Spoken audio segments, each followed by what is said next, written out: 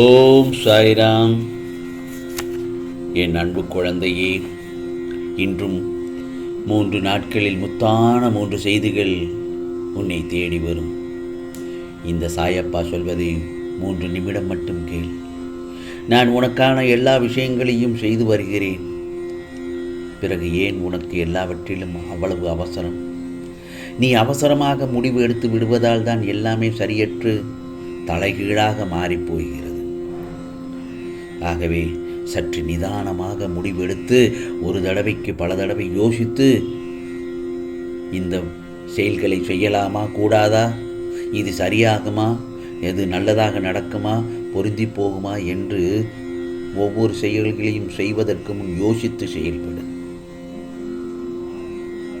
இதுதான் உன் முடிவு என்று நீ தீர்மானிக்கப்பட்டு இருந்து செயல்பட்டால் எப்போதும் குழப்பத்தில் இருக்கும் மனநிலை என்பது ஆபத்தானது தானே. ஆகவே நீ இதுதான் முடிவு என்று தீர்மானித்து செயல்படும் பொழுது அதில் நிச்சயமாக வெற்றி பெறுவாய். உனக்கு நீயே அறியாமை என்னும் வலையில் மாட்டிக்கொள்வதற்கு சமம் எது? மனநிலை சரியில்லாத போது, குழப்பத்தில் இருக்கும்போது அது உன் மூச்சையே திணற வைக்கும்.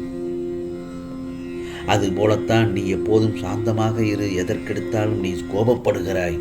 கோபம் ஆபத்து என் செல்லமே. உன் எதிர்பார்ப்பு என்ற ஒன்றினால்தான் உனக்கு கோபம் அதிகமாக வருகிறது. நான் பல தடவை சொல்லியிருக்கிறேன் இந்த சாயப்பா, கோபம் வேண்டாம், கோபம் அழிவு, வாழ்க்கையை அழித்து விடும் என்று. எதிர்பார்ப்பது எப்போதுமே சாதகமாகும் என்று எதுவும் சொல்ல முடியாதல்லவா? நடக்கவும் செய்யும். சில சந்தர்ப்ப சூழ்நிலையால் அது விதிப்படி, கர்ம வினையின்படி நடக்காமலும் போகும். நாம் அதை ஆபத்தாக ஆக்கிவிடக்கூடாது. நீயோ ஏதாவது ஒரு கற்பனையில் மிதந்து விடுகிறாய். வாழ்க்கையில் நல்லபடியாக வழி நடத்தி செல். சந்தோஷத்தில் சிரிக்கிறாய், ஆனால் இதே கஷ்டத்திலோ நீ கலங்கி போய் விடுகிறாய். ஆனால் இரண்டுமே ஒன்றாக எடுத்துக்க பழகிக்கொள்ள வேண்டும். சந்தோஷமும் கஷ்டமும் மாறி மாறி வந்து மறைந்து கொண்டேதான் இருக்கும். அதுதான் வாழ்க்கை. அதற்கேற்றார் போல வாழ கற்றுக்கொள்ள வேண்டும். இன்று சந்தோஷம் அடைகிறாயா? சரி, இந்த சந்தோஷ தருணத்தையும் நன்றாக ஏற்றுக்கொண்டு அதில் என்னென்ன பலன்களை அனுபவிக்கலாம் என்று முதலில் அதை யோசனை பண்ணி அதை சரி பண்ணி நீ சந்தோஷமாக இரு.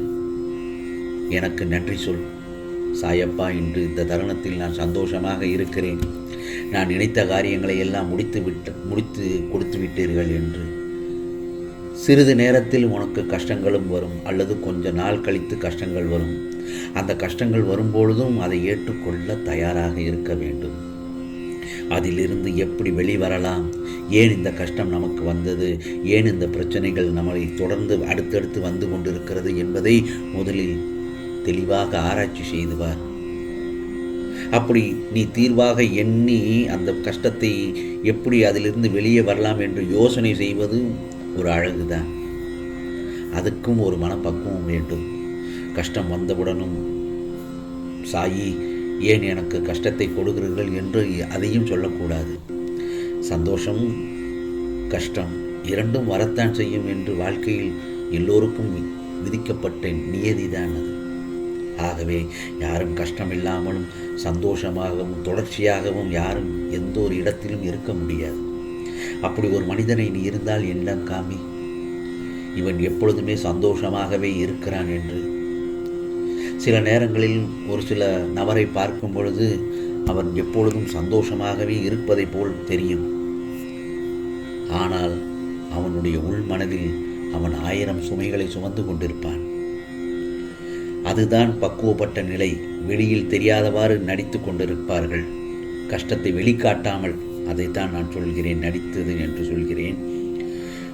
சில பேர் முகத்தை பார்த்த உடனே தெரியும், இவன் பல கஷ்டத்தில் இருக்கிறான். வாட்டமாக இருந்து நோய்வாய்ப்பட்டது போல் ஆகிவிடும். ஆகவே முகத்தை முக மலர்ச்சியுடன் வைத்துக்கொள். அதைத்தான் சொல்கிறேன். அதை நிவர்த்தி பண்ணுவதற்காக நிச்சயமாக பல வழிகள் கிடைக்கும். அதை நீ சரியாக திட்டமிட்டு செயல்பட்டால் கஷ்டத்திலிருந்து நிவர்த்தியாகி வெளியே வந்து விடுவாய். ஆனால் இதை நான் சொல்வதற்கு கொஞ்சம் கஷ்டமாகத்தான் இருக்கும். இரண்டையும் ஒரே நேரத்தில் சமநிலையாக எடுத்துக்கொள்வதற்கு, கஷ்டத்தையும் சந்தோஷத்தையும். ஆனால் அதையே பழக பழக அந்த கஷ்டத்தில் இருக்கும் சுலபத்தை உணர ஆரம்பித்து விடுவாய். கஷ்டத்தில் சந்தோஷத்தை பார்க்கலாம், புரிகிறதா? அதே போலத்தான் சந்தோஷத்தை நீ அனுபவி, ஆனால் அது தரும் சிரிப்பை முழுமையாக நம்பாதே. அடுத்த நிமிடம் மாறவும் செய்யும், மாறாமலும் இருக்கும். மொத்தத்தில் அவசர முடிவு எடுத்துவிட வேண்டாம். ஒரு தடவைக்கு பல தடவை யோசனை பண்ணி எந்த ஒரு முடிவையும் எடு.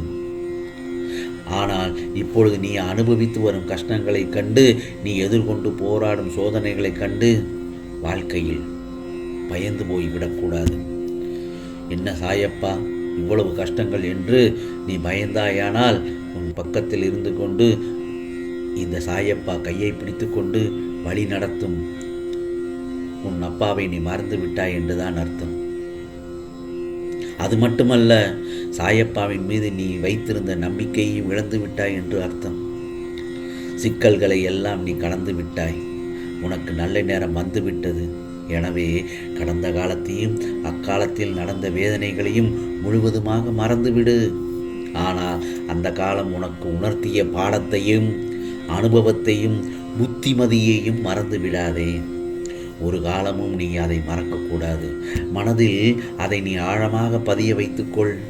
இனி உன் சாயப்பா கொடுக்கப் போகிற வளமான வாழ்க்கையில் அதே தவறை மீண்டும் செய்துவிடக்கூடாது. இனி உனக்கு வரப்போவது நல்ல காலம் மட்டும்தான். உன் பக்தியையும் உன் அன்பையும் ஏற்றுக்கொண்ட உன் சாயப்பா விரைவில் இன்றோ நாளையோ நிச்சயம் உனக்கான வேண்டுதல்களை எல்லாம் மாற்றும். நீண்ட நாட்களாக வேண்டியவை நீ எல்லாம் கட்டாயம் நிறைவேற்றி தருவேன். இனி நீ கவலைப்பட தேவையே இல்லை. சிறப்பான நல்லதொரு வாழ்க்கை, அதுவும் நலமான வாழ்க்கைக்கு உன்னை விரைவில் அழைத்துச் செல்லப் போகிறேன். ஆகவே எந்த ஒரு குறையும் இல்லாமல் சந்தோஷமாக நீயும் உன் குடும்பத்தாருடன் சேர்ந்து வாழப்போகிறாய். சோதனை காலத்தை கடந்து விட்ட காரணத்தாலும் கர்ம வினை பலன்களை எல்லாம் நான் கரைந்தோட செய்ததாலும் இனி எந்த ஒரு பயமும் வேண்டாம். உனக்கு இனி துன்பமில்லாத துயரமில்லாத ஒரு மகிழ்ச்சியான வாழ்க்கையை வாழ உன் சாயப்பா இப்போது உறுதியான அடித்தளத்தை அமைத்து கொண்டு இருக்கிறேன். உன்னுடைய எல்லா விதமான பிரார்த்தனைகளையும் நிறைவேற்ற உன் சாயப்பா நான் இருக்கும்போது ஏன் கவலைப்படுகிறாய்? நீ வாழ்க்கையில் நிறைவாக இருக்கப் போகிறாய். நல்லதொரு மங்களகரமான செய்திகள் உன்னை அடுத்தடுத்து உன்னை தேடி வரும். ஆகவே இவற்றையெல்லாம் மகிழ்ச்சியோடு ஏற்றுக்கொள்ள தயாராக இரு, சந்தோஷமாக இரு. உனக்கானது எல்லாம் நிச்சயமாக நல்லதே நடக்கும், நல்லதே நடக்கும். ஓம் சாய்ராம், ஓம் சாய்ராம். ராம்ஜி அருள் கிடைக்கட்டும்.